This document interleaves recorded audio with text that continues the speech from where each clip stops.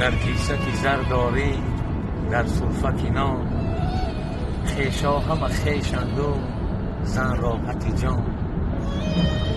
در کیسه نداری زر در سرفه نداری نام، خیشا همه بیگانند و زن آفت جان. آن زنی که در نکاح شوهر است، آن زنی که در نکاح شوهر است، حق شوهر از همه بالاتر است. حق شوهر به از حق پدر، دان که حتی به زی حق مادر است. پس بدان ای خواهرم در دو جهان، احترام تو در دست شوهر است. احترام شوهر در نزد خدا، از نماز و روزه تو بهتر است.